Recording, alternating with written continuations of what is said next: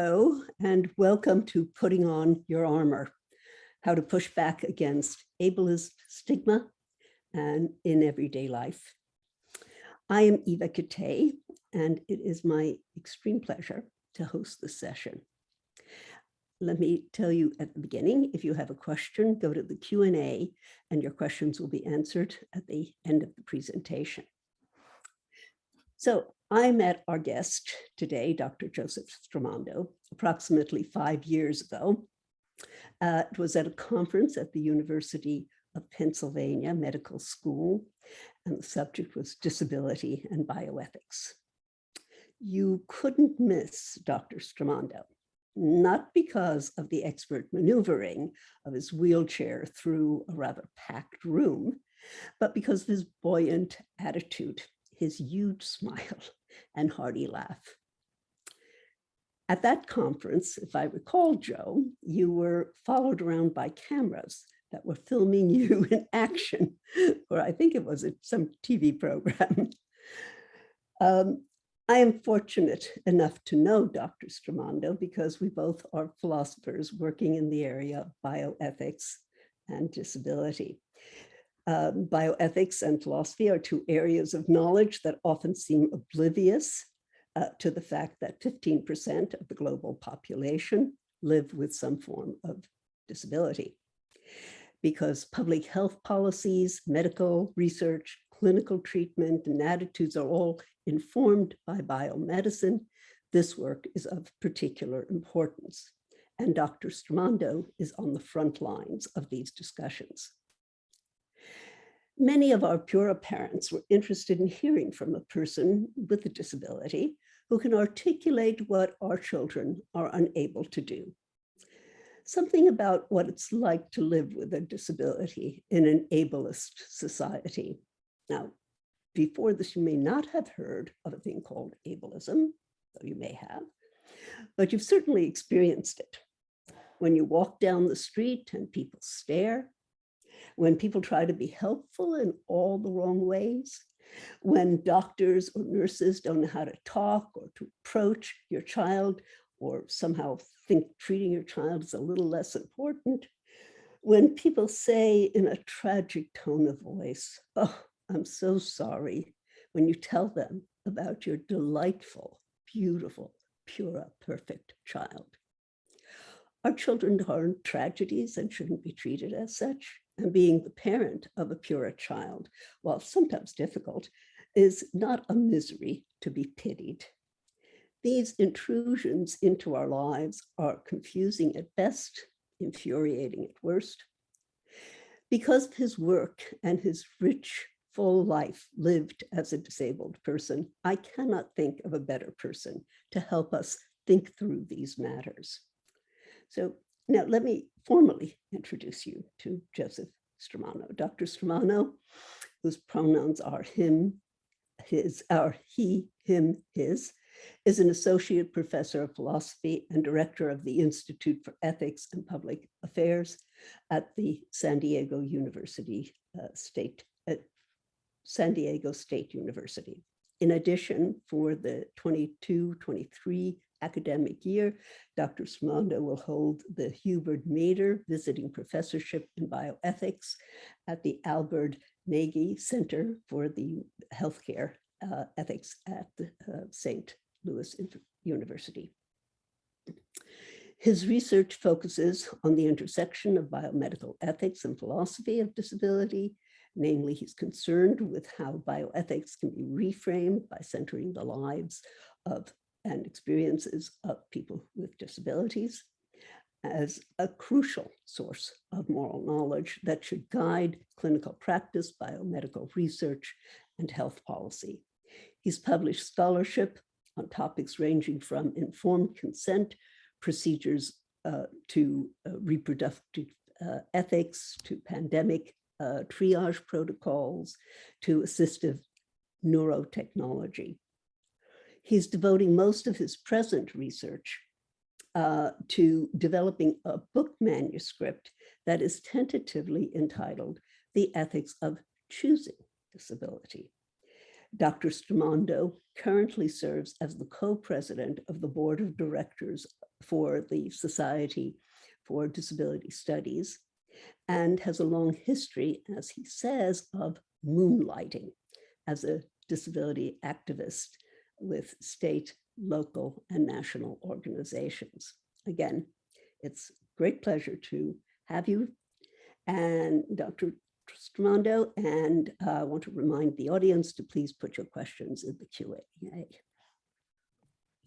Thank you so much, Dr. Kite, for the generous welcome. I remember our first meeting well. I had admired your work for many, many years as a graduate student and junior faculty member, and having the opportunity to meet you, I was a little bit starstruck, honestly, that first time in at University of Pennsylvania. And so it's pretty neat and pretty ironic that I was the one with the cameras, I guess. I put in the chat that the camera crew was from a documentary film, which was an adaptation of Andrew Solomon's book, Far from the Tree, that my family was featured in. And I put a little link in there for folks that might be interested. It's about the relationship of parents and children that have different social identities. And one of the identities that he focuses in on is disability, and its very various forms. So that might be of interest to this audience in particular. But I'm not here to talk about Far from the Tree today. What I am here to talk about is responding to stigma and thinking about what to do when we're faced with it. So putting on your armor, how to push back on ableist stigma in the everyday. I'm going to start off with a story. I think stories are of critical importance throughout lots of features of our lives. I think stories permeate our experience and give it shape and give it meaning. I know that Dr. Kite uses storytelling in some of her work, talking about her relationship with her daughter. And I think that stories can bring richness to any kind of analysis that would be lacking without them. And so I'm going to start with a story. So this is a series of pictures of me when I was in graduate school. The first one is with me and Leah, who would eventually become my spouse. We were dating in that picture. The middle one is me at the White House for the I think it was the 20th anniversary of the Americans with Disabilities Act, or maybe it was the 25th or 30th. I don't know. One of the anniversaries of the ADA. Obama was in office, and I was invited to hear him speak because of some of my activist work. And then the last picture there was me at a protest rally. I'm wearing my t-shirt that says "Feisty and Non-Compliant" from the Michigan Disability Rights Coalition. And all of these pictures were taken around the same time that I had a very troubling experience, probably the experience that was most formative for me when I think about the violence of stigma and how horrible stigma can be. I had just moved to Michigan to do my graduate work in philosophy, and I was feeling pretty good about life. It was the first time that I had left my home state, and I was from the East Coast, and so I was really striking out on my own and gaining a lot of independence and doing my thing. And I went to the mall to get my mom a present for something. I don't remember what it was. I think it was Mother's Day. I was getting her Mother's Day present. I was going to mail it back to her to the East Coast, and I was getting back in my wheelchair accessible van, and this man parked in a spot beside me looked at me and didn't say anything except for, "If I were you, I'd kill myself." And it shook me to my core because I wasn't thinking about suicide. I was thinking about sending my mom, a present for Mother's Day. And it really was probably one of the most aggressive encounters I've had with ableism. and really exposed sort of the potential violence there. Okay. He knew nothing about me. All he did was see sort of my body, my wheelchair, so on and so forth. And that was his response. So, what did he mean by this? If I were you, I would kill myself. What are the implications of this comment? And by the way, this isn't just me, right? There's lots of disabled people that get this kind of sentiment in one form or another when we're out in public.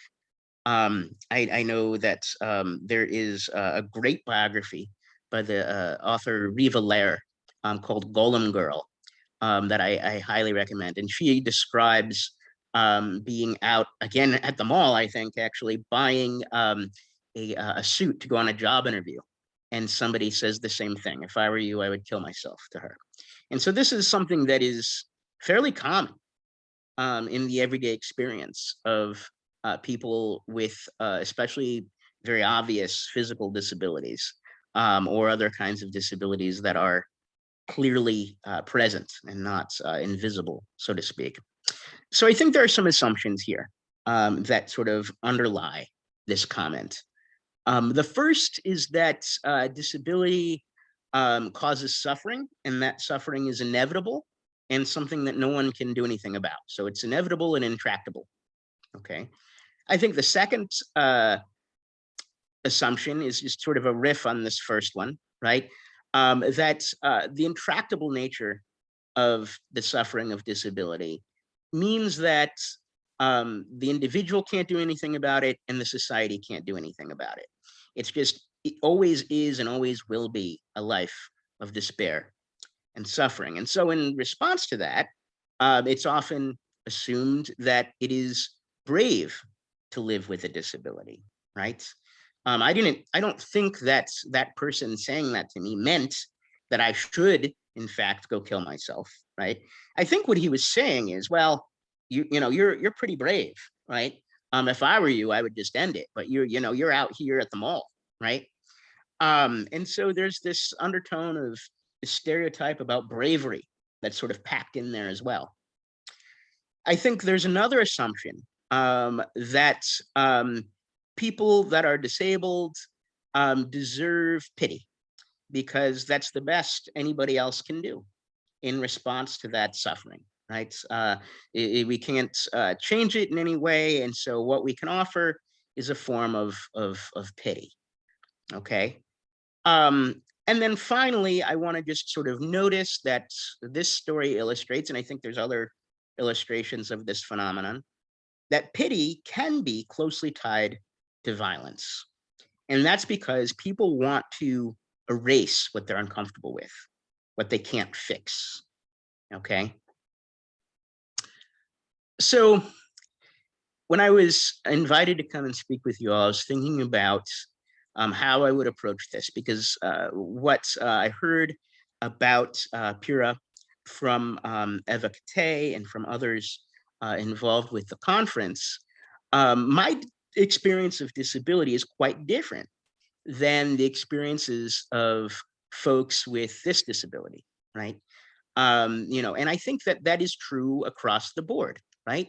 Disabled people, I think in general, all very, very different individuals. Our families are different. And there can be differences, of course, among diagnoses, but there can also be differences in social backgrounds, right? We talk about intersectionality, and I think that's key here, right? But also just differences in personality traits, right? And how we respond to different things. And so this mixture of all of these factors turn out to be definitive to individual experiences of disability and make them radically different between people, okay? And yet, I bet that I was telling that story to all of you and that you could imagine someone saying something similar to you and your children in public, right? And that's because I think that even though the experiences of disability can be very different, the experiences of ableism can be very familiar and similar, okay? We often experience ableism in a familiar way as we go about our lives, right? Getting this response of pity and getting this sort of possibly sort of violent undertone to various kinds of pitying responses, okay? And I want to suggest to you that the reason why ableism is experienced in a familiar way across many different kinds of disabilities, across many different social backgrounds, across many different personality traits, and so on and so forth, is because of the fact that ableism is rooted in a set of social stigmas that flatten the experiences of disability, right? Even though our direct lived experiences of disability are different, right?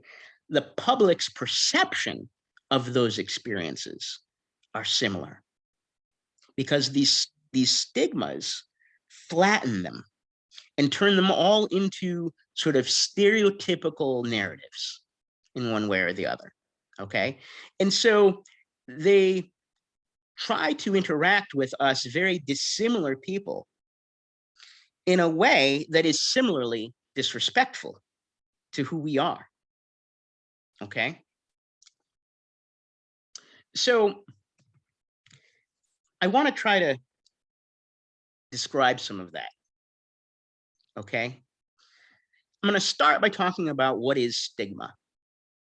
What is this that I'm talking about when I talk about stigma, flattening the experiences of disability? Well, we can start with the dictionary, right?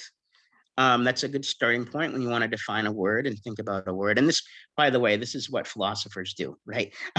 Advocate can tell you that, you know, one of our favorite philosophical methodologies is called concept analysis, right? Where we take a concept that is sort of used commonly and we unpack it and we try to describe it and get all of the various nuances out of it and understand it with more clarity.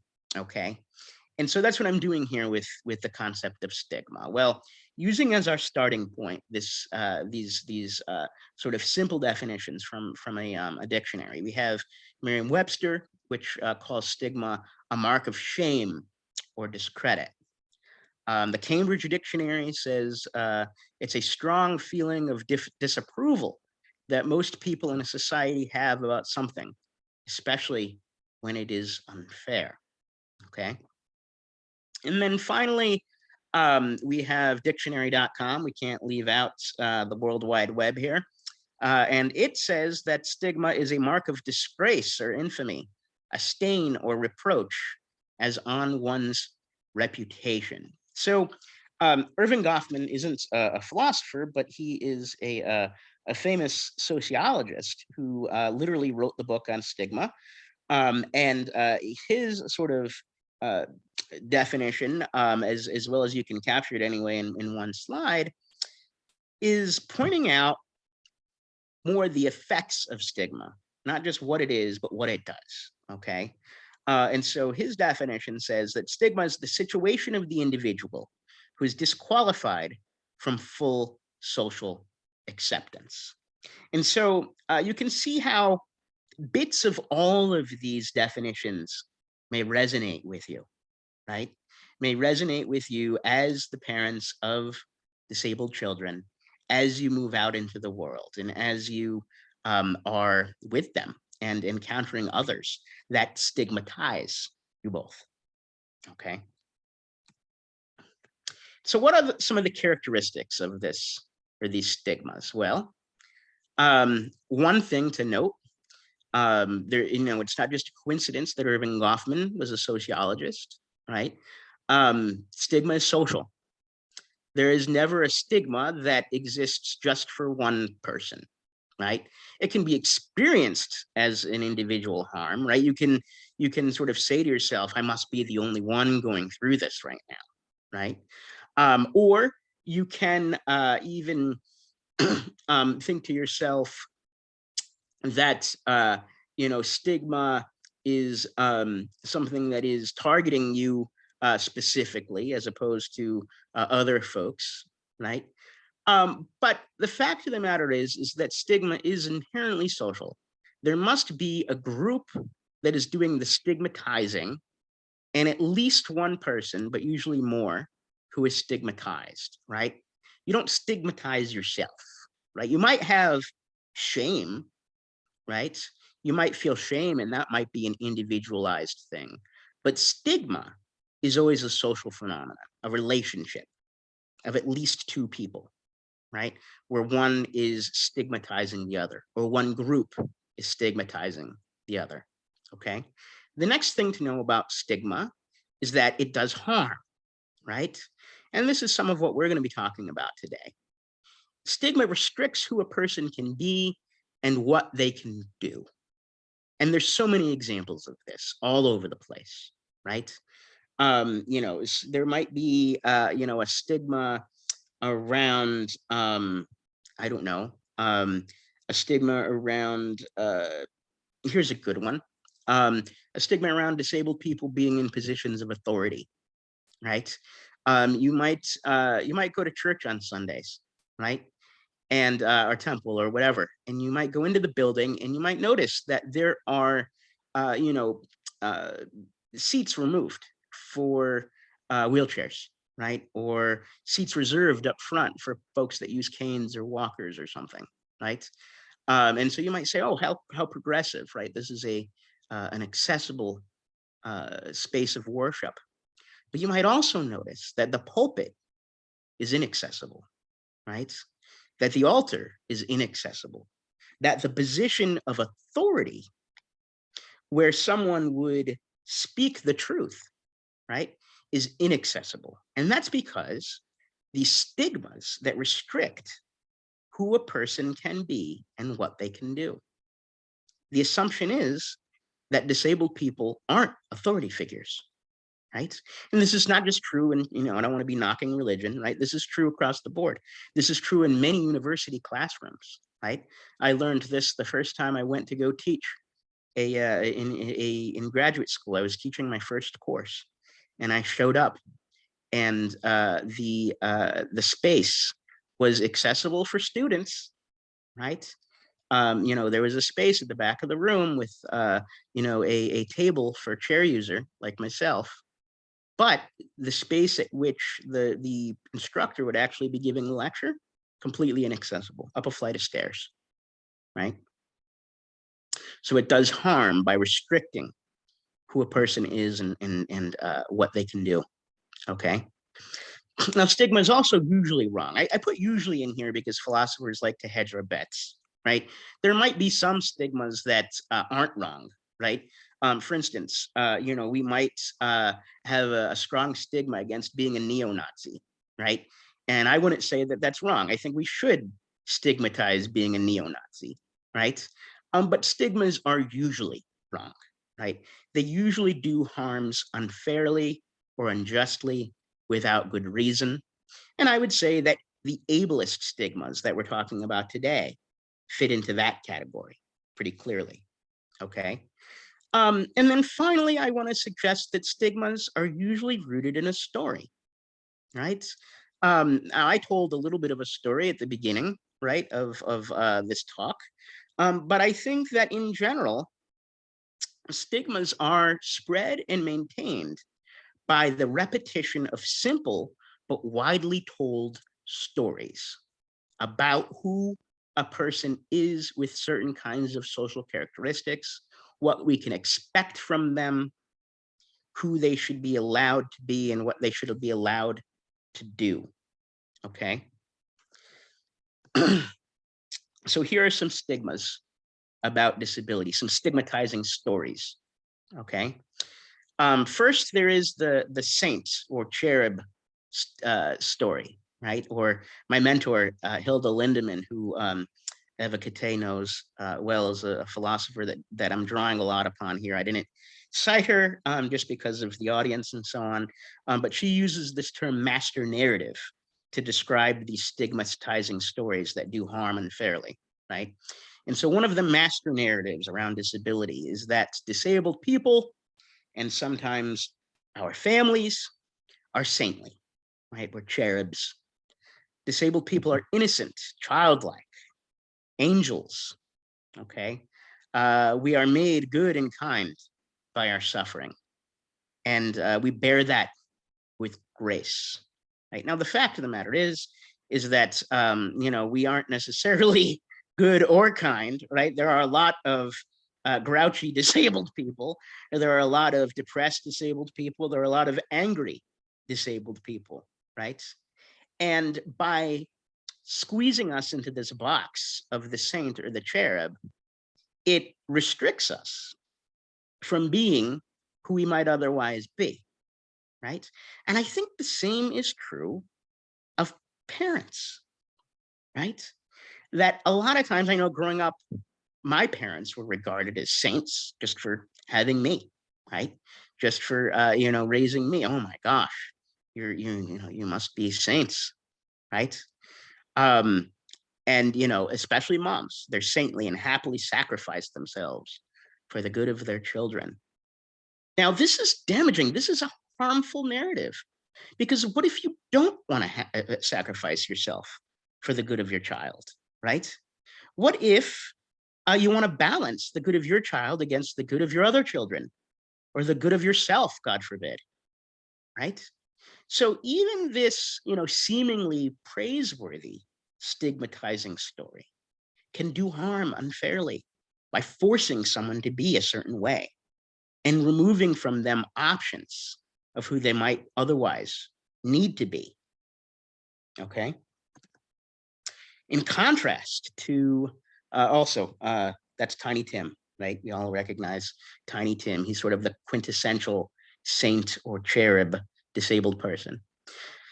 In addition, we have the master narrative of the villain or the devil, right? This is in direct contrast to the Tiny Tim kind of characterization of disabled people and their families, right? And so here we have the stigmatizing story that disabled people are angry at the world because of their disability most of the time, and will do harm to others out of spite. And so we have a poster for Richard III, right, which is a Shakespearean story about a disabled monarch who is conspiring against others, in part because of his disability. He's evil, right? We have Captain Hook. We can look at Disney and how this master narrative pops up here, right? It's no coincidence that he has a prosthetic hand and is evil, right? Trying to do harm to the lost boys. Or, of course, we have Darth Vader, right? Who is a disabled character in Star Wars, right? Who is out to do harm to all of those that wronged him, right? Obi-Wan Kenobi and all of the rest. He now has to destroy the Jedi, okay?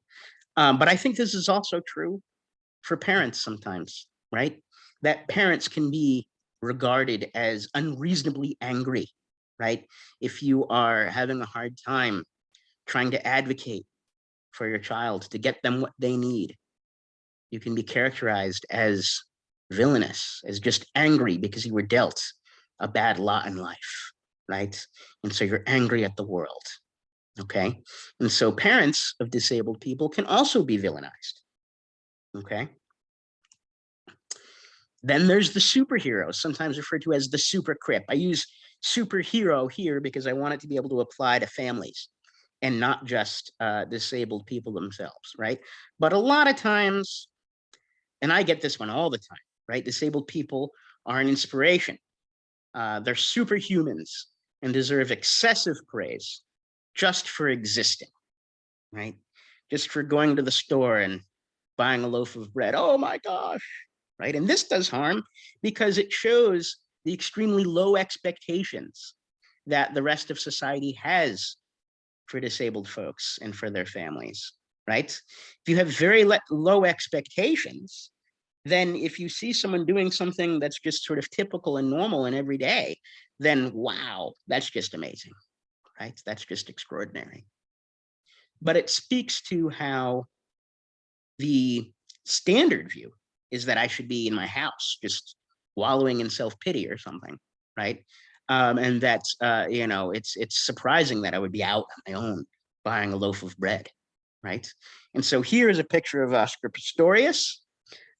who is sort of the fallen superhero, right? Some of you might know the story of Oscar Pistorius, who was a Olympian and Paralympian with prosthetic blades that he used to run in foot races and was very successful. He had a deal from Nike and so on and so forth, and ended up murdering his girlfriend in a domestic violence dispute. And so here is a picture of Oscar Pistorius without his blades on in during his trial, where he is trying to make the defense that he was actually feeling vulnerable and didn't know that it was his girlfriend that he was shooting through the bathroom door.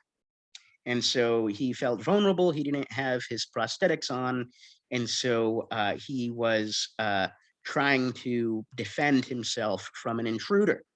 And that's why he shot through the bathroom door with his handgun, right?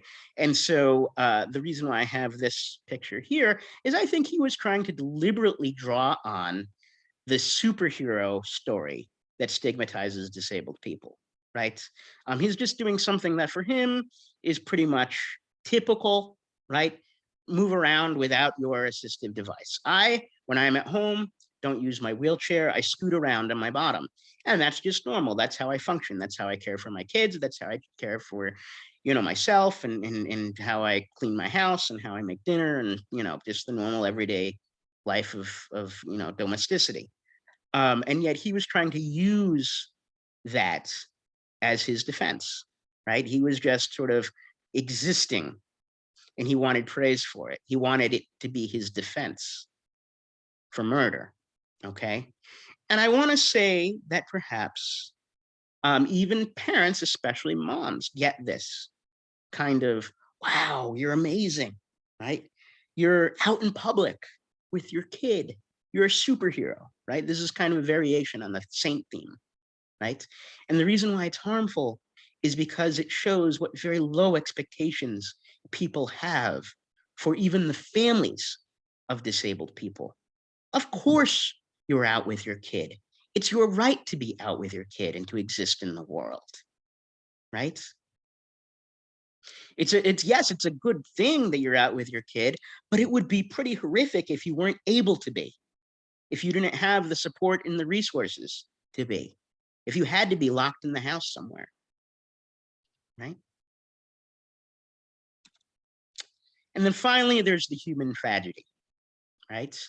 And this is the narrative that says that disabled people are tragic figures that deserve pity for their inevitable suffering, right? And this is the one I think that the person was thinking of when they told me, oh, if I were you, I'd kill myself, right? And this one is also pervasive in our culture, right? And there's so many stories in movies and books of the disabled person at the end dying, right? Sometimes by suicide, sometimes by euthanasia, where somebody else does it, right? Everything from $1 Million Baby to Of Mice and Men to I don't know.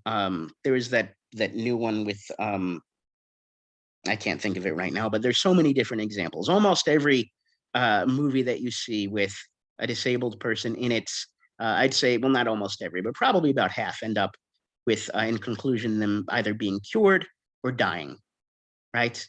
There's a trope in in film studies called bury your gaze, right? Meaning, in a lot of movies, this also happens with gay people, that by the end they're either not gay or they're dead, right? And this is true. You can have one called Bury Your Crips, right, or Bury Your Disabled Folk, for this same narrative, right? That disabled people deserve pity for their inevitable suffering. It's a story of tragedy, right? And I think that this is also true for our families, right? That the families of the parents, and especially moms, of people with disabilities are often regarded as pitiful figures, right? Okay. So what do we do about this, right? I promised to talk about not just how bad the situation is, right? And to sort of outline all of the various stigmas. But I promised some solutions here, right? And I have good news and bad news, honestly. The bad news is that I don't really have a silver bullet for you. I don't have a solution that I came back to that guy with, right? When he told me that that he'd kill himself if he remained, right? I didn't have some kind of quip, some one-liner that I could respond to him with, and to make him see how ableist and how stigmatizing he was being, right? But I do have a solution. While I don't have a silver bullet, perhaps I can suggest to you some ways to put on some armor. Okay. So I want to suggest that the answer to these narratives, to these stigmatizing stories, is for us to start telling our own stories. Okay. So this I'm also getting from my mentor, Hilda Lindemann. She describes what she calls a counter story in response to the damaging master narrative. Okay. And so I think when we tell our own stories, and when I say we, I mean people with disabilities and our families and our friends and our colleagues and our supporters, our communities, okay? When we tell our own better, more truthful stories, our lives can be improved. It can do some of this work of putting on our armor, okay? And it happens in two ways. These counter stories can operate as a way of internal consciousness raising, right? Because one of the ways that all of this stigma harms us is that we might adopt it as our own, right? We might start internalizing it and saying to ourselves, right, well, maybe I am better off dead, right? Maybe, I do have a miserable life because of my disability. Or alternatively, maybe I am some kind of, superhero, and I need to, use this to defend myself from a murder charge or something outrageous like that, right? We can start to internalize these stories, and they can damage our own image of who we are and who we can become as individuals and as families that are affected by disability, okay? But if we tell our own stories, if we tell counter stories, we can change what we believe about ourselves and about our possibilities for us and for our families, right? If you start telling another story about who your child is and what they can be, then that opens up a world of possibilities for that child, right? And I know that this is something that Ava has done in a big way with her writing about Sesha, right?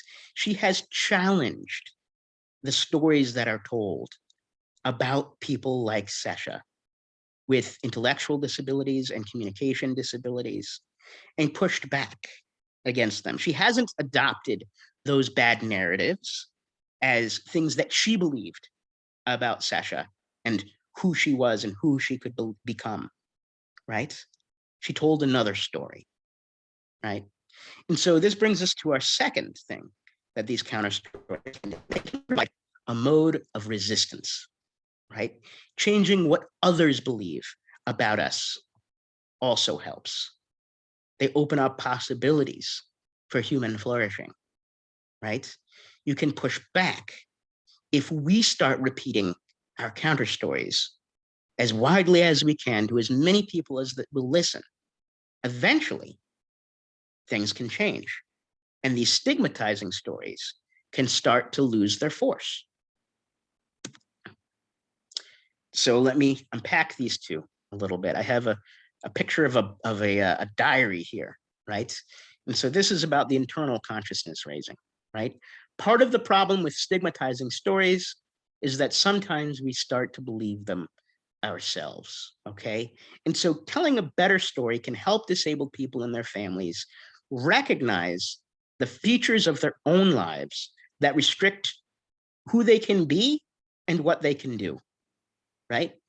If we start telling our own stories about disabled people who like classical music, or disabled people who are going to be, lecturers at universities and need an accessible classroom, right?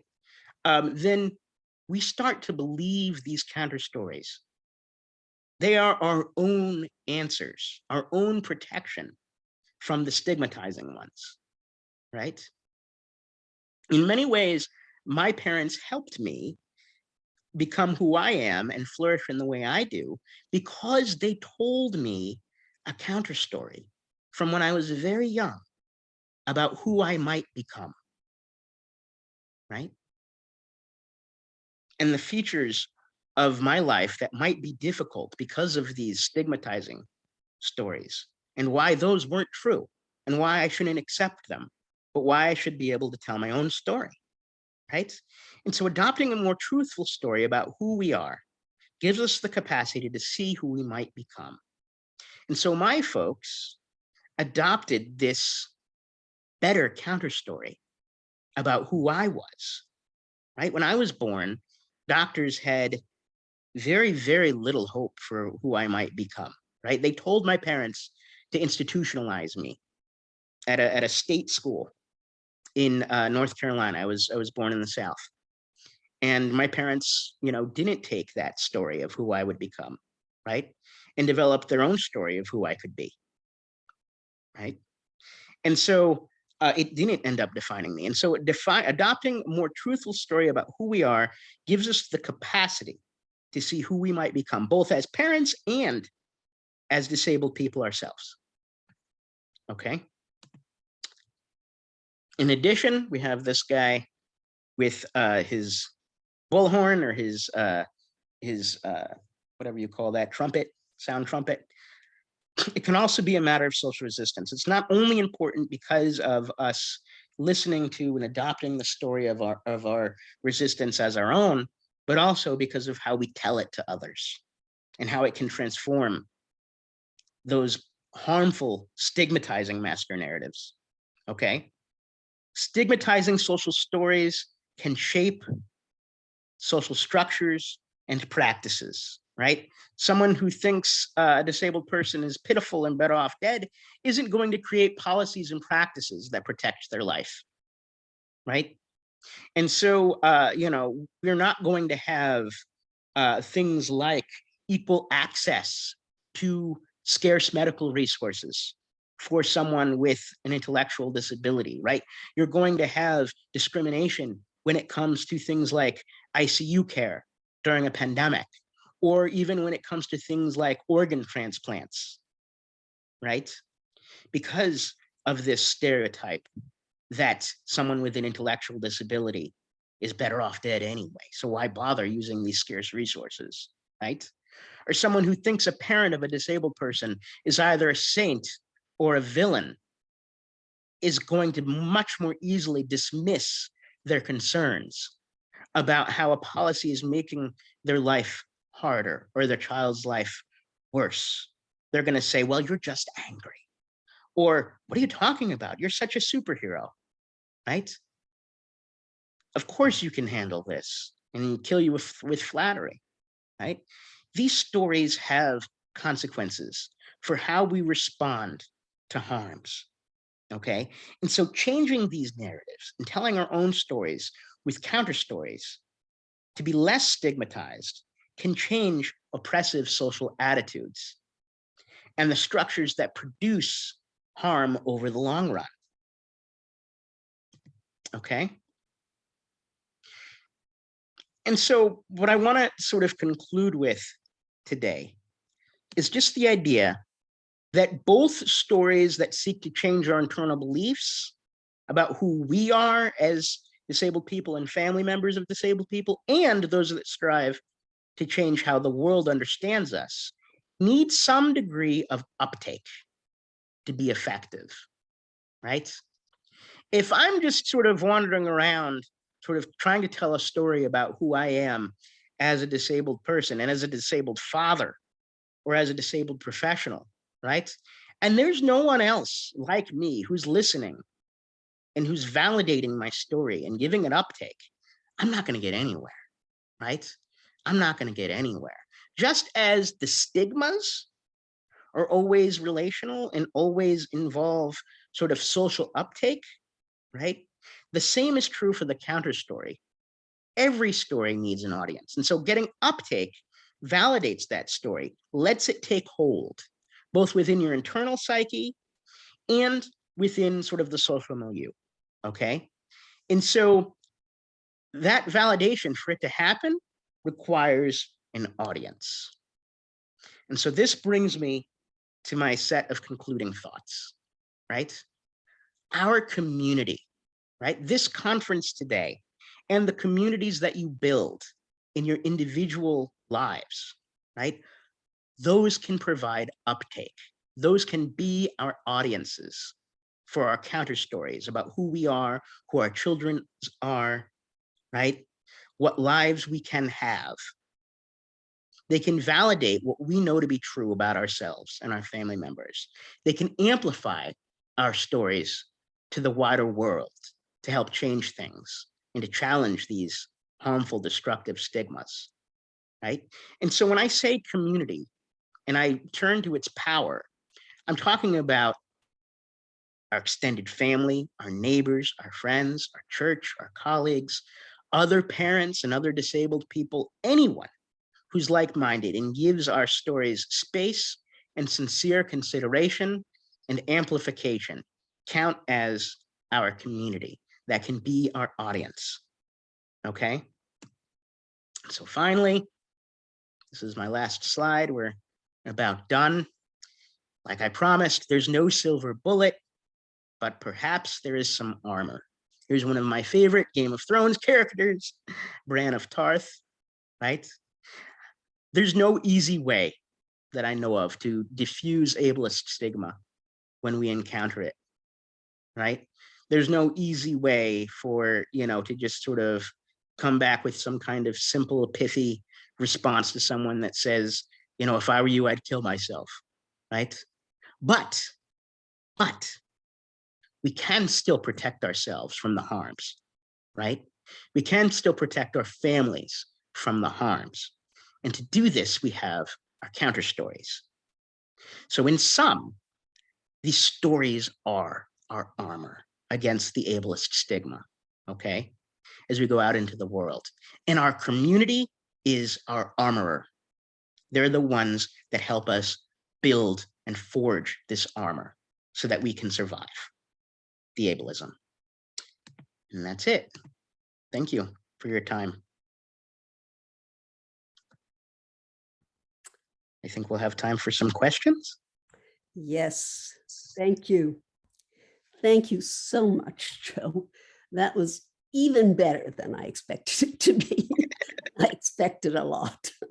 That was just wonderful. And I think our parents out there will really appreciate what you've been saying and telling these counter stories, and perhaps even most importantly, the way in which the counter stories affect us and how we are as parents with our children.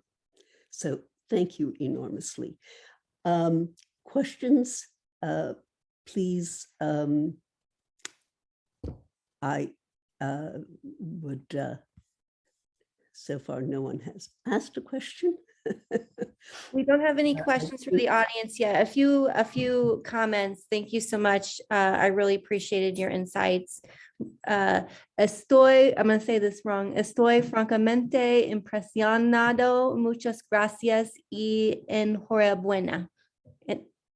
Gracias.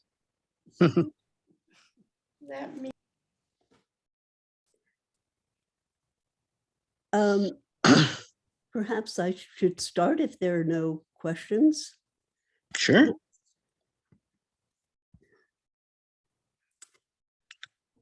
I think one thing that might puzzle some of our families, and I know it's puzzled me at times, is the angel and saint narrative. I don't know how many times I've said that my daughter's an angel. But I don't mean it quite the way in which you were using it. I've heard so many dads say about their wives, you know, my wife's a saint. I don't know how she does it. A rock star. I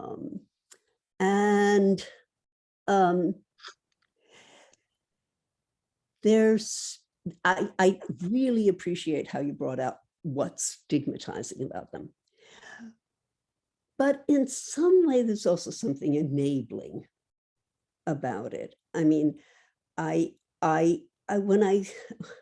I talk about how wonderful my daughter is, and you know, PURA kids on the whole have wonderful dispositions, and so we're particularly fortunate. I've had a response, for example, from one person who said, "You're so lucky to have her." And I want to say, yes, I'm so lucky to have her. And, you know, so speaking about how wonderful our children are, you know, and I know I don't want to use the term angel because it brings them out of humanity, but there's something also empowering about the idea that, well, you know, you can take it on. I mean, so I want to hear your response. Yeah, I mean, I think this is, you know, there's a lot of room for nuance here, right? Like I was saying, that the problem with the stigmatizing master narratives, right, is that they flatten everything, right? And so when it comes to telling your counter story, it doesn't need to be a counter story that is altogether removed from the master narrative, right? It can be one that gives shape and richness and detail and sort of unflattens the master narrative in a sense, right? And so when you talk about Sesha as being an angel, right? But you define what that means for you, right? You unpack what that means for you, and you say, you know, well, I'm not just sort of leaving this as like some kind of stereotype or something, right? But I'm going to talk about how she's so affectionate, and how, you know, there's one passage that you wrote at some point. I don't even remember. I've read so many things you've written, Ava, but about her hugs and kisses, and having like grape jam, I think, on her face while she's giving you a kiss or something, and that sort of experience of it, right? That richness of storytelling, right? It's a response to other master narratives, right, that want to flatten, right? It's a response to the master narrative that wants to say that Sesha is miserable and has sort of a low quality of life because of her disabilities and so on and so forth. And so, like you said, when you use the term angel, you're not telling the same kind of oppressive, stigmatizing story about disability as someone who might, you know, just knowing nothing about Sesha, see her and say, oh, what an angel, right? These are two different stories. You might be using similar language in some sense, but yours isn't flattening and stigmatizing. It's doing the opposite. It's giving richness and detail and truth to who she is, right? And so I think there's a vast difference there. The other thing I would say is I want to be more careful when it comes to mothers and referring to them as saints and superheroes, because those stories, I think, can more easily, when we tell them about mothers, slip into some really damaging stuff, right? If I go around telling everybody my spouse is a superhero and my spouse is a saint and so on and so forth, and then, you know, come home from work at the end of the day and ask for my slippers and my cocktail while she, you know, cooks dinner and takes care of the kids and so on and so forth, right? No matter how many times I say that she's a saint or a superhero, it's still oppressive to her, right? Because I'm not doing my part, right?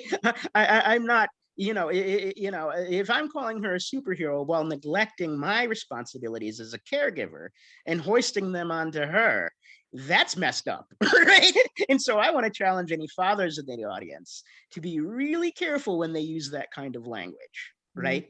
To be really careful. And this is something, as a dad, I've had to learn, right? I have a lot of male privilege that I've had to examine and work on and make sure that I'm not, doing exactly this, right? It's okay to call your spouse a superhero or a saint for what she's doing in order to care for your child or your family. But you want to make sure that you're doing it while doing your own part to care for the family, right? So that would be one word of warning, and one way that, I don't want to give too much leeway with this kind of narrative, even within our own families, right? I think I see some other questions in the chat. We have maybe. So we have two one- here that are similar, so I can read them together here. One is, our little one has two sisters younger than herself. Any recommendations on how they can respond to those who ask about their unicorn sister? They often get questions and sometimes pity from their friends, and I'd love some insight. And then a related question in the Q&A is, you have your own children. Do you use the same techniques with your own children if faced with something in public? It's very challenging, right? It's very, very challenging. And so it's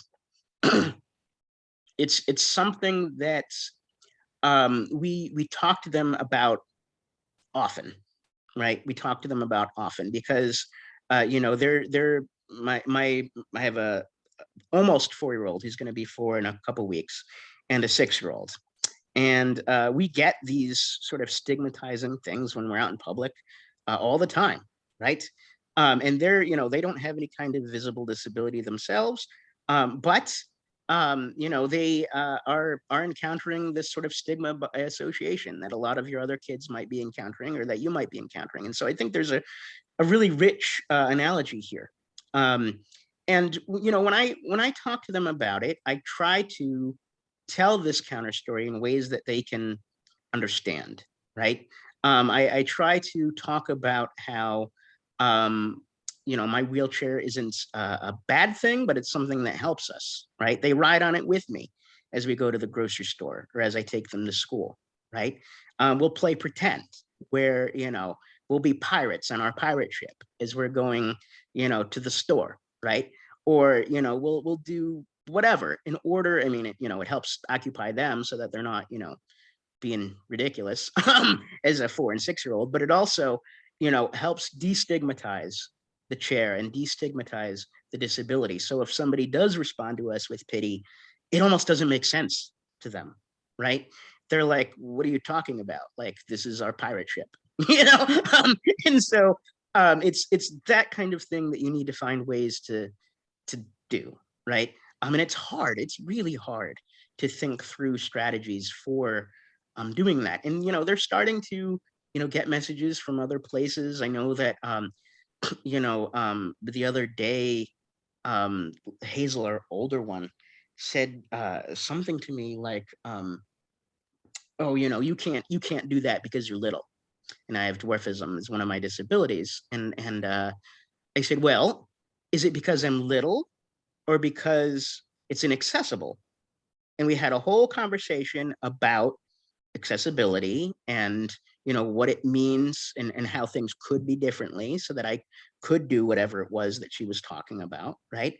And we talk about those things all the time. And that is sort of the process of telling the counter story, right? And we expose them to others in similar situations, this community building piece, right? We have lots of friends with all sorts of different characteristics, whether we're talking about, race or gender identity or sexual orientation or disability and varieties of disabilities, right?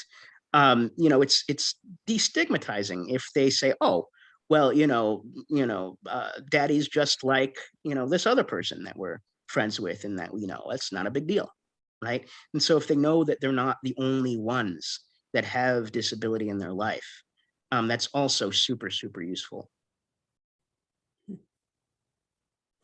Thank you. We have another question from the audience. It is so meaningful to hear your story. I have found that one of the hardest things to do in telling our counter story is how and where to start. How do you suggest that families who are early in this journey begin to share their counter story as they are becoming more comfortable? I think you probably already have, right? I think if you think about it, you probably have started sharing your counter story. Just as you talk about your kid to your extended family, to your family friends, and so on and so forth. You're telling your own story about what the disability is, what it means, how it will shape your future and your child's future, right? And it's your story. It's not just, stigma and stereotype that you're drawing upon here, because you're living it, right? And so as you tell others about who your child is and who you are and what your hopes are for them and for yourself, right? You are telling your counter story. You're already doing it, right? And so I think that, just keep going, keep doing it. Get a larger audience if you're into that sort of thing. Not everybody has to be an activist, but some of us are, right? Start a blog, right? I think the important thing, though, is that you tell it to folks who want to listen, whether it be, your extended family members or, others in the community, to sort of help you put on that armor. That's great feedback. And that sort of leads into our next question. How do you ensure that your story gets passed on beyond you and your child? What do you do to mobilize your message story, or do you give permission to others to share your stories? Yeah. So, like I said, not everybody has to be an activist, but some of us are, right? And so when telling sort of the counter story in a way that you want to tell truth to power, there's lots of, the internet's a beautiful thing, right? There's lots of ways to do it now. I've been blogging forever, in one form or another. I'm very active on social media, on Twitter, on Facebook. And I'm always talking about disability in one form or another, right? We can look to Ava. She's told quite a few counter stories, right? Not everybody is going to publish entire, philosophical treatises telling their counter story, but some of us might, right? Some of us might. And so, there's lots of ways to do it. It's just a matter of figuring out what you're comfortable with, right? What media you're comfortable with, whether it's a blog or a podcast or Twitter or, whatever it is. It's finding that and connecting with others and, boosting their stories, and, telling a counter narrative together, that really gets the job done, I think. Great. So that was the last question from the audience. We have other positive comments in the chat, but I'll send it back over to Eva to see if she has any more. Well, Joe, I think this is extremely wonderful and extremely helpful to all of us. And as much as I've thought about all this, I've learned so much today from you. So I just want to thank you so much. There are just wonderful comments here, just praising you and thanking you.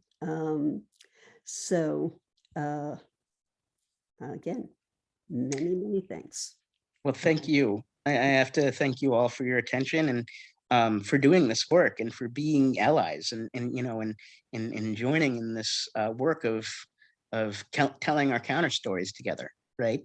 And so I appreciate all that you're doing with this conference, and thank you for engaging with me and letting me tell you a bit about my counter story. And I appreciate your time and your questions and everything. Thank you. It's been a joy. And I just want to add one little thing, because I'm Facebook friends with Joe.